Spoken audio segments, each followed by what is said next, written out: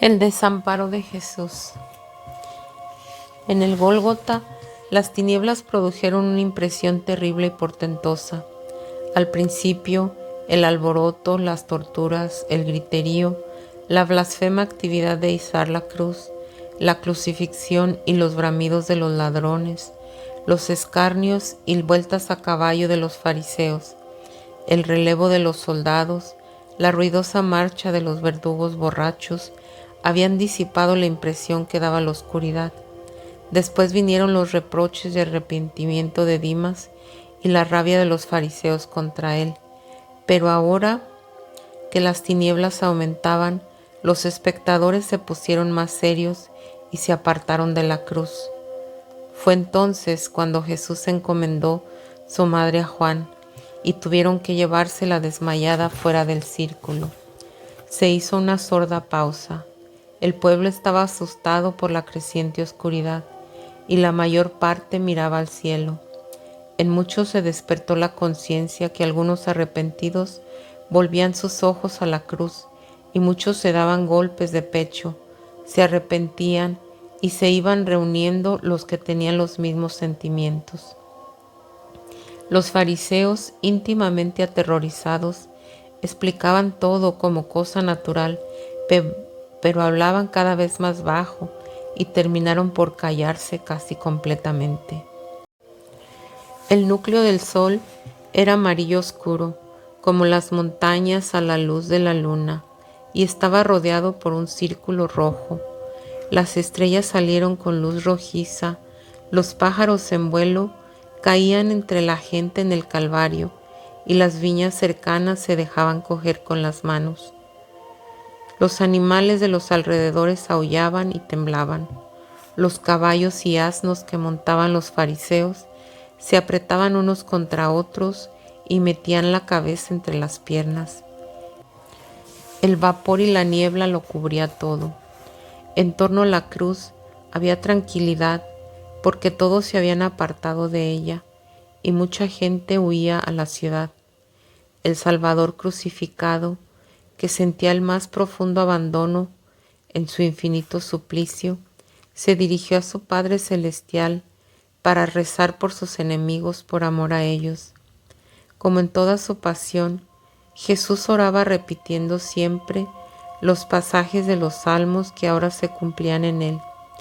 Vi a su alrededor figuras angélicas, pero cuando la oscuridad creció y el miedo oprimió todas las conciencias, se tendió sobre el pueblo un profundo silencio y vi que Jesús colgaba del madero totalmente solo y sin consuelo.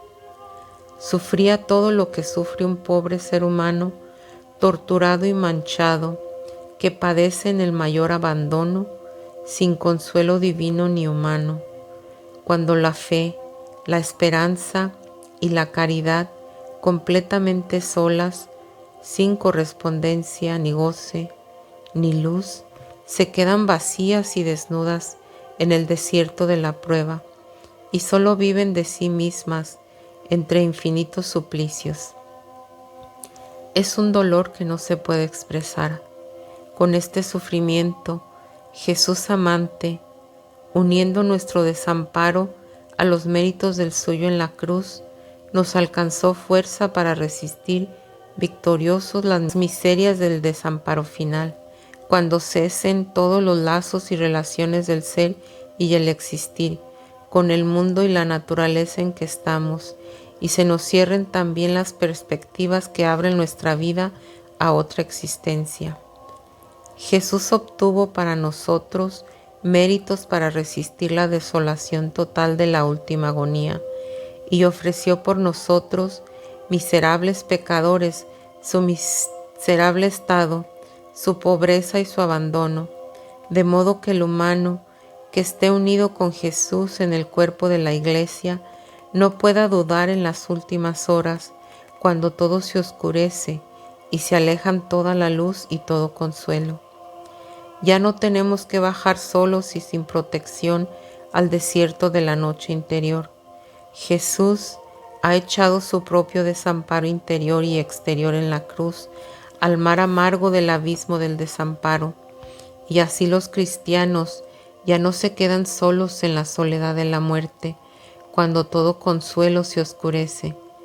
Para los cristianos ya no hay soledad, ni abandono, ni desesperación a la hora de la muerte, pues Jesús, que es la luz, el camino y la verdad, pasó bendiciendo también ese tenebroso camino y ha plantado en ese desierto su cruz que desvanece todos los espantos. Jesús, completamente abandonado, pobre y totalmente desvalido, se dio a sí mismo como hace el amor. Convirtió su abandono en un riquísimo tesoro, pues ofreció Él y ofreció a su Padre Celestial por nuestra debilidad y pobreza. Toda su vida, sus trabajos, su amor, sus padecimientos y el amargo sentimiento de nuestra ingratitud. Hizo su testamento ante Dios y dio todos sus méritos a la Iglesia y a los pecadores. Pensó en todos y en su desamparo estuvo con todos hasta el final de los tiempos. Y así pidió también por los herejes que opinan que en cuanto Dios no sintió dolores de su pasión y en cuanto hombre no sufrió nada, o sufrió menos que un ser humano que estuviese en tal suplicio.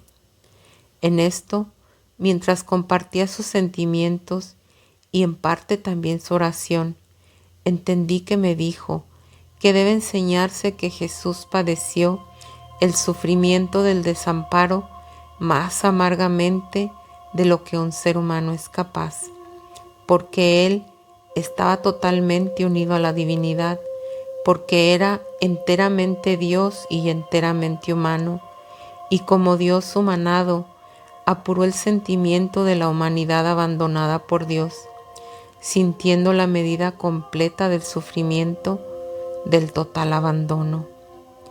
Y así llamó a su pasión al testigo de su desamparo, y al hacerlo, abrió a todos los que están en el aprieto extremo y que reconocen a Dios Padre la libertad de confiarle sus quejas filiales.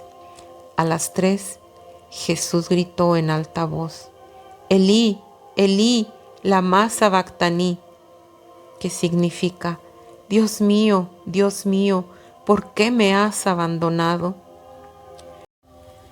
Cuando este grito de nuestro Señor interrumpió el temeroso silencio, los que insultaban se volvieron de nuevo a la cruz, y uno de ellos dijo: llama a Elías. Otro dijo: veremos si Elías viene a ayudarlo.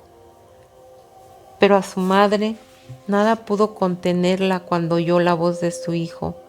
Otra vez se abalanzó a la cruz, y Juan, María Cleofás, Magdalena y Salomé la siguieron.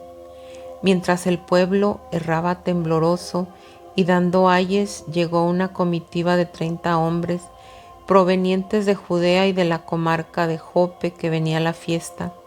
Y cuando vieron el trato horrible que habían dado a Jesús y las amenazadoras señales de la naturaleza, expresaron su espanto en una voz alta y dijeron: ¡ay de ti! Si el templo de Dios no estuviera en ella, debería quemarse completamente esta horrible ciudad que ha cargado semejante culpa sobre sí. Estas expresiones, dichas por los notables forasteros, fueron para el pueblo un punto de apoyo. Hubo una explosión de lamentos y murmuraciones, y todos los que pensaban igual se fueron congregando. Todos los circunstantes se dividieron en dos: los que lloraban y murmuraban, y los que insultaban y maldecían. Sin embargo, los fariseos cada vez hablaban más bajo, y como temían una insurrección popular, se pusieron al habla con el capitán Abenadar para que enviara uno a la cercana puerta de la ejecución a que la cerraran, para interrumpir la comunicación con la ciudad, y un mensajero a que pidiera 500 hombres de Pilato y de la guardia de corps de Herodes, a fin de prevenir un levantamiento. Poco después de las 3 aclaró. La luna empezó a apartarse del sol, por cierto que hacia un lado opuesto de cuando cayó. El sol apareció sin rayos, rojo y envuelto en niebla. y la luna bajó deprisa hacia el lado opuesto que cuando cae. Poco a poco volvieron los rayos del sol y las estrellas desaparecieron. Sin embargo, el cielo aún seguía turbio. Al aumentar la luz, los que insultaban volvieron a ponerse insolentes, atrevidos y triunfantes. Y fue entonces cuando dijeron: «Llama a Elías». Pero Abenadar ordenó silencio y calma.